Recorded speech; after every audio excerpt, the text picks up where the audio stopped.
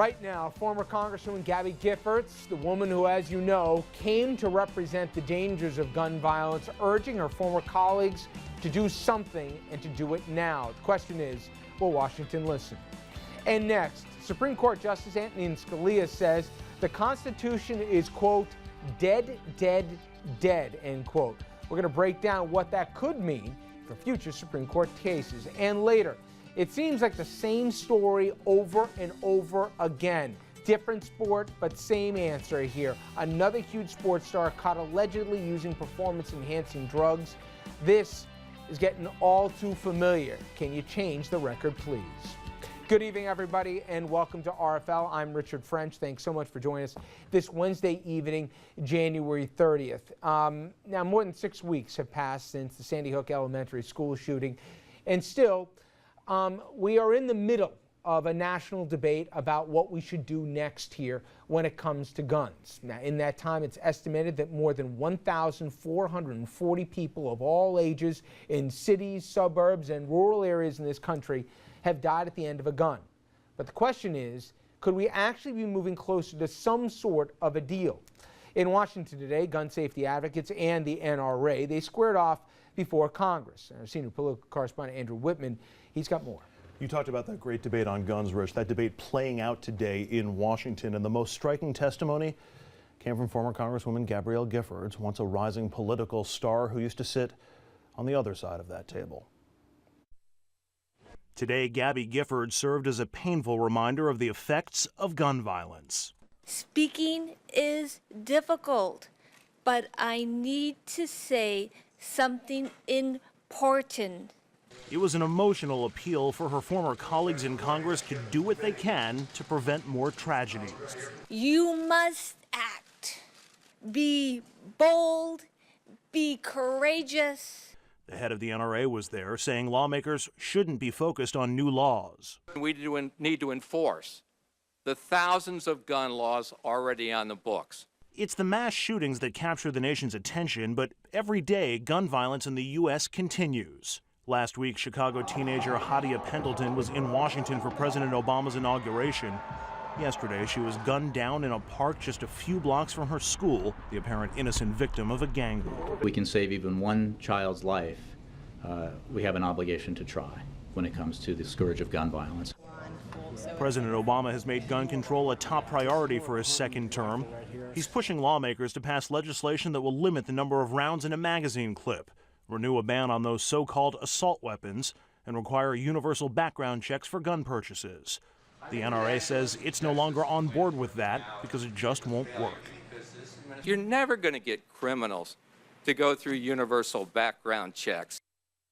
Republicans and even some Democrats agree with LaPierre, and that's a big challenge for President Obama going forward in this debate. Rich? All right, Andrew, thank you very much. And we are beginning, and I stress the word beginning, to have a sense of what gun safety legislation may be looking like. Legislation on background checks, that's actually looking more likely than it did a few weeks ago. Database legislation, again, I'd put that thing at very possible. I would be surprised, however, if we got a ban on high-capacity ammo clips, if you believe not the national poll numbers, but at least some of the sense you're getting out of Washington, and an assault weapons ban is looking very unlikely at this point. So the question is, what type of legislation could we see? Who are some of the major players in saying that it will or won't happen? And it helps sound off on this subject and a lot more. We're joined by Dominic Carter, political journalist and author, Richard Brodsky, former New York Assemblyman, senior fellow at Demos and professor at NYU, Mark Furnich, a criminal defense attorney who has argued before the Supreme Court and professor at Brooklyn Law, and Andrew, who you've already met. And Richard, I thought it was notable some of the names that are beginning to speak on this, and some more strongly than others. But when you have Tom Coburn, who will never be confused as anything but a hard conservative, saying we ought to have some background checks here, we ought to be strengthening this, and James Baker in a kind of sort of way saying that we can do more without telegraphing exactly what he wants, it seems as if somebody's trying to tell Republicans, you don't have to agree with everything the NRA says. We don't have to give the president everything he wants, but we can make some adjustments to policy here, and we won't get primaried. Well, you're watching the rational wing of the Republican Party stick its head above the whack-a-mole line and hope for good outcomes. I still don't believe that, given the primary situation and the way districts are drawn, that Republicans who take on either the NRA or the Club for Growth or the Tea Party are likely to, just have an easy political time of it. It's an awful time to be a thoughtful Republican. Dominic, we've had, since Newtown, we've had a lot of unfortunate examples to say it wasn't just Newtown. I mean, we've seen countless shootings. We've seen shootings still at schools. We've seen shootings at workplaces. We now talk about this story in Chicago. A young girl here, gunned down, playing with a bunch of other kids. And this young girl was just recently at the White House, or in Washington for the inauguration, 1 mile away from where the president. We don't need any more symbols here, but we keep getting them every day. But I unfortunately get the sense that if Newtown wouldn't break through with some folks, I don't know what will. Do you get the sense that, at this point, maybe there'll be some political pressures in the back that will exert some, levers here to get people to do something, but nothing else in the public sphere here is going to really change anybody's minds? Because the polls all say the public wants them to do it, but it doesn't seem to really be breaking through to a lot of folks. That's why I'm under the firm belief that this time will be different.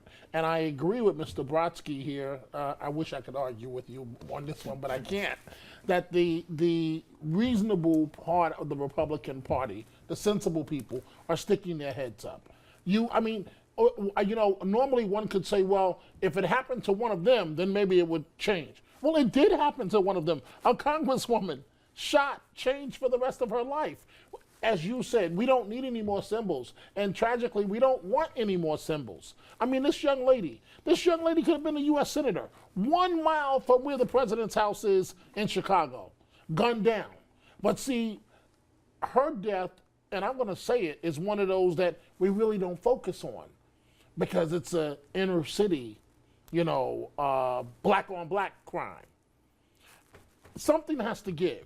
Newtown wasn't black on black. It was innocent babies gunned down. And that's why, again, I finish the way I started. I'm under firm belief that this time is different. So I don't know about an assault weapons ban, but something's going to happen.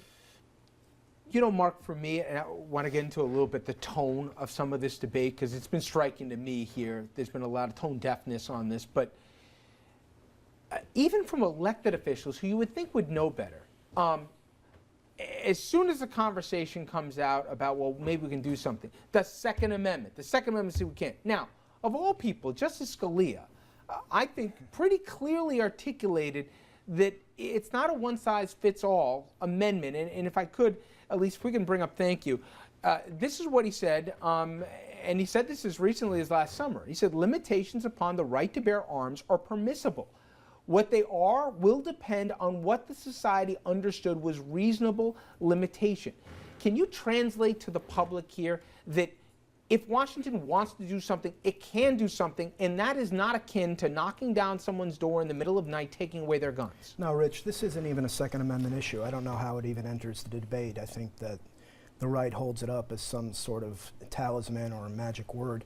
The core of the Second Amendment is the right to protect yourself in the home with conventional weapons that are in customary public circulation. What we're talking here about are assault weapons and high-capacity magazines. These are not conventional weapons in public circulation. They're not reasonably used to defend yourself at home, and they're not covered by the Second Amendment. This is simply not a Second Amendment issue, and similarly imposing background checks, as the Scalia quote that you just mentioned referred to, you can have permissible regulations on the right without infringing the right. So the Second Amendment is just a canard here. It's a red herring. I don't think it's a legal issue. I don't think it's a political issue. I think it's a cultural issue. We're still in a gun culture in this country. You know, Andrew, because every night you cover this, there are people who take the Newtown, that conversation that happened in Connecticut, where they were debating, and a lot of the Newtown families chose to come and testify.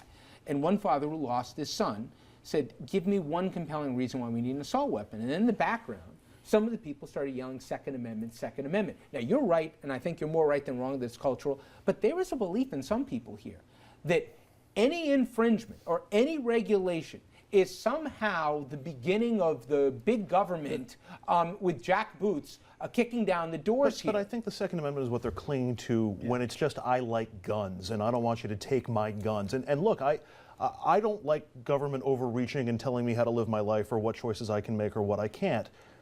But there's clearly a problem in this country with gun violence and people being killed by guns.